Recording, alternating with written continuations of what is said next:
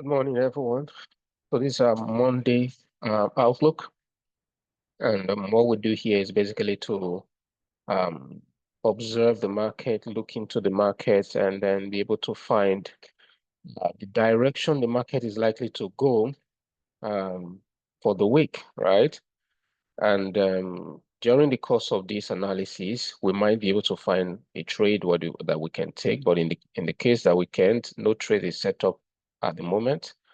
We will just look at the direction of the market, and then we'll be able to prepare our minds and prepare ourselves for the trades that are likely to come through, right, within the day or into the week, right? Today being the first day of the week, there's a whole lot that will happen during the course of the week, and what we just want to do, most importantly, is to get an idea of what we are expecting to happen in the market. This week is going to be uh, filled with a whole lot of high impact events, especially towards the end of the week, right? So we'll be seeing that shortly. So let's start with the economic calendar here. So economic calendar here is where we usually would look at what's likely to happen fundamental wise during the course of the week. And this is very important because you want to be able to have a good idea as to what news event is going to bring a lot of volatility to the market during the course of the week, right? And when volatility comes into the market, that's good for us traders because the only way we make money is through heavy volatility, right? Doesn't matter what direction the market goes. If it buys, we buys. If it sell, we sell, right? But the most important thing is we prefer to see a huge surge of volatility in the market. That helps us to make money, right? Okay, so first of all, Monday today, you can see we have no major news events. And on Tuesday, tomorrow, we have interest rate data for Australia, called the AUD cash rate. That's interest rate data. Interest rate data is always a data we watch for because it goes to the core. It speaks to the core of what's happening within an economy, right? And it usually comes from the central bank of any country. This is from the Reserve Bank of Australia, RBA, right? So the last time they had interest rate release, it was a 3.6%. The forecast for this month now is also 3.6%. And even when data comes out like this and is still the same as forecast, for interest rate, it still brings a lot of volatility to the market. Now, for most other data, you will not see volatility if the forecast, if the actual equals to the previous or equals to the forecast, right?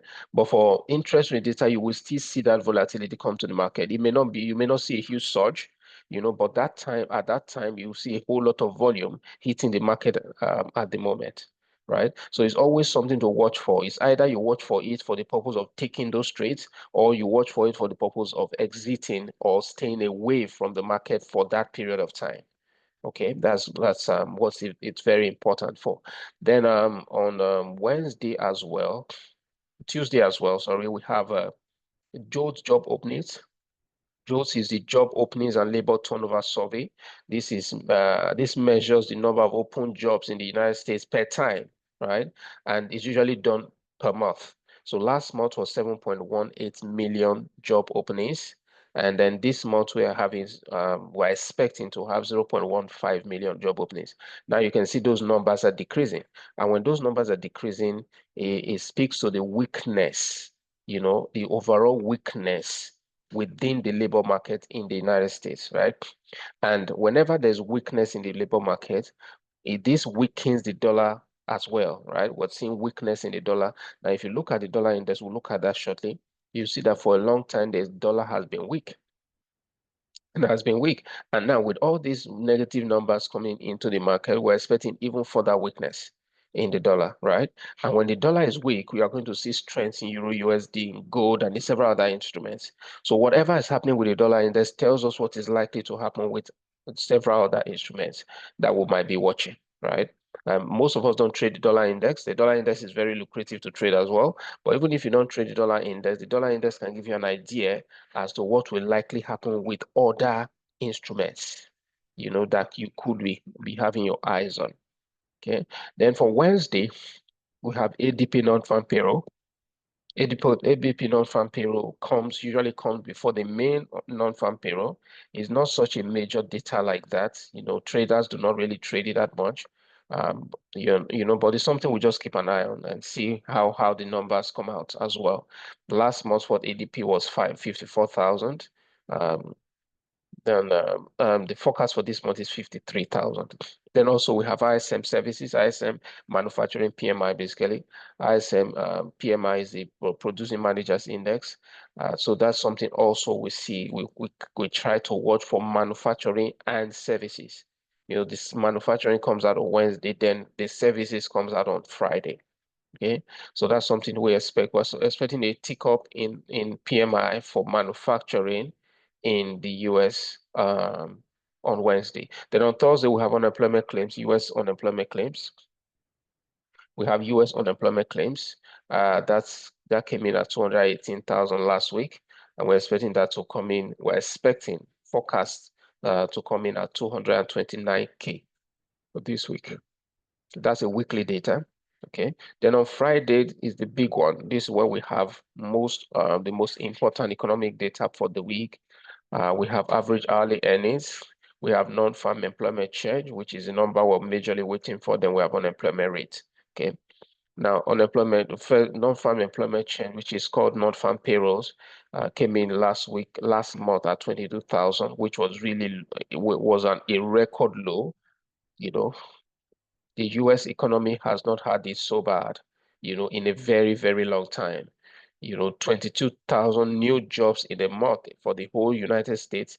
That's way small. And we see that really caused the dollar to weaken the last time, you see. So now we're expecting a 51,000. Even with revisions, this number still came lower. So with 51,000, that's left to be seen. We're going to see what that looks like, even with 51,000, that's still record low, still a record low. Of course, the actual is what we're going to be actually watching for. The unemployment rate is expected to remain 4.3% from 4.3% last month. Okay, so these are the economic data we're going to be keeping an eyes on this week. Very important because you can be in a very good trade and then one event hits the market or one news hits the market and your trade turns the other way. You don't want that to happen. So that's why we advise you keep your eyes on the news to make sure that you're on the right side of the news event. Or this just helps you if you're on the trade already and the news event is coming, what you need to do is tighten your stops, your take profit levels, make sure that all those areas are plugged, so that if market moves against you, you can still be in a good solid position. All right. So let's go to the chart now to see what's happening with technicals, what's happening with the technical market. Okay, we'll start with the dollar index right here.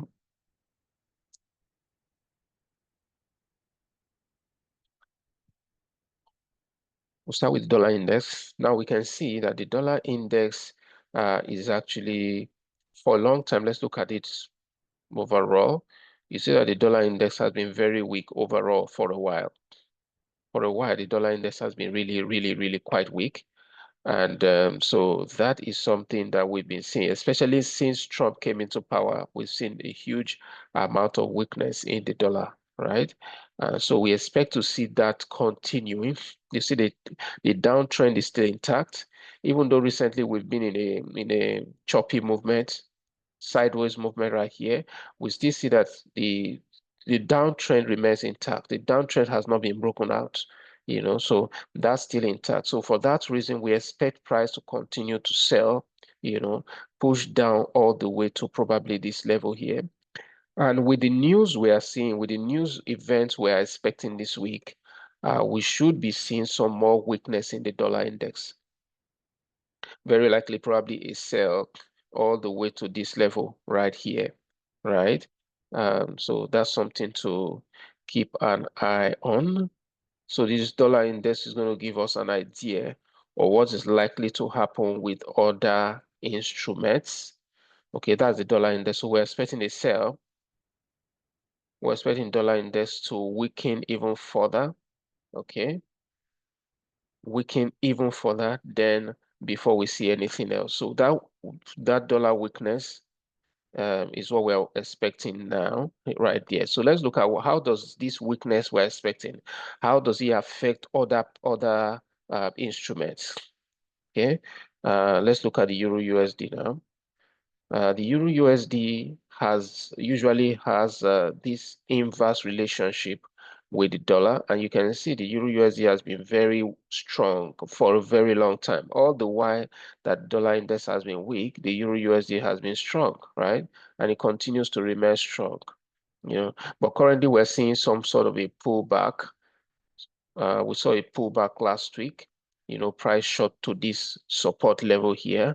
And then once price hit this level, this is a 50% resistance and Fibonacci level. And we see price just rallied all the way from there. Okay. Now that it has gotten here, it needs to push back a little, but we are still expecting. The expectation we have is that the Euro USD is going to continue to rally, probably till to around this level here. Okay, so that's the rally. We expect Euro USD to continue that rally all the way up there, right? Now, let's look at this. So where is our trading opportunity going to be now? A trading opportunity for me will be a couple of places. Number one, we should expect price to break out of this resistance level here. Okay, if price breaks out of that level, that will be a good place to look at. Then another one will be if price hits this level right here. Okay, another one will be price hitting this level right here. If price hits this level, comes down low, and then hits this level right here, this could be a good area for us to make a buy. Price coming down like this, and then making a push up from here. That will be a good one. Okay, but for the moment, it is totally not clear what price is about to do. We should expect, usually when price makes an upward push, you expect a pullback. That when that pullback happens, it gives you a better opportunity to enter the market in the right direction or in the direction that you expect it to go. So price is still lingering around this top here, which is not a good area. It's not a good area. We should expect price to dump down to this level before buying. But if it doesn't dump down to this area and then breaks out of here from where it is now, goes or breaks, then that will give us another opportunity to buy above these highs here. We'll buy above these highs here. Okay, so if we have that, we could see something like this. Price breaks out here. Okay, and then once price breaks out, we see it make a pullback, a pushback, and then we buy from the top. The top of this high is where we should be looking to buy. Okay, so we have two scenarios now. So if price breaks out of this level here, we are looking to buy above. But if price doesn't do that, and prefers to come below here, once price hits this level, we should be looking for a buy trade as well. Okay, so these are the two scenarios. Either you are buying from here or you are buying above this level here, which in whichever way depends on price, on the way price goes. So that should be good. Now, what else do we have? Let's look at gold. So gold has been very strongly bullish for a while. In fact, the bullishness of gold now is a couple of years old. Okay? It's been really volatile, bullish for a while, right? Now, when you look at this move on gold right now, you start to ask yourself, where do I get in on the next buy trade? So there are two things here. Now, this is my analysis here on the 4-hour chart. Okay, and the Fibonacci is telling me that price is going to push down to this level here, which happens to be a support level, and then we will see a significant buy trade again, right? So something like this, price pushing all the way here like this, and then we'll see a buy from here. That should be a very solid buy from there, right? Okay, now If that is far away, because sometimes the momentum with which gold is buying depends, is what determines how the pullback works. Okay. Now you can see gold is buying. It broke this high. It broke this high. Now, once it breaks that high, we expect it to continue going up. But how is it going to, how far should it go? As it is right now, jumping in for further buys is not smart. It's not smart at all. If you jump in on a buy here, you might get into losing trades. So the best thing will be to wait for it to pull back. But there are two pullback areas. The first one I just talked about now, this is the 4-hour pullback. This is where we are expecting price to push down to. Once price gets to this level, we should be expecting to see a buy around the 3,520 level, the 3,520 level, right? Now, let's go to the 1 hour here and see what do we see here. Okay, let's see what we see on the 1 hour here. For me, this 1 hour gold is at real all-time highs. And I will be very careful with jumping on a trade at these highs. I will want to see a significant pullback before I can be confident to enter new trades, right? Now, for me, I would expect gold to push back to this level here, or expect gold to push back to this level here and then buy from here. But for me personally, I would not be looking to buy from here just yet, because gold is at serious all-time high. Just hit over $3,800 dollars an ounce this morning. So we might see price push down. We might see price push down. This is the ideal area for me to enter on a buy. If price gets to this area, that is my signal. I will be buying. I will be really buying. But anywhere below, anywhere, um, anywhere here, anywhere below, anywhere anywhere until price gets to this level, I will be a bit careful. Okay, I'll be a bit careful, because if gold doesn't buy from here, and it continues to sell, it is likely going to sell all the way here. This is massive. Okay, this move right here is about a 900 pip move. Look at it here. It's about a 900 pip move. So if gold doesn't, if you place a buy here and gold doesn't buy from here, right, and it starts to sell, it could be a massive sell. It could be a massive sell. So because of that, I will be a bit careful with getting on a buy trade at this level. For me, I think that there might be a little bit of a pullback here, just a little pullback, just a little bit of a buy here. Price might push down to this level and then buy a bit, but I think that gold is going to make a push down then before buying.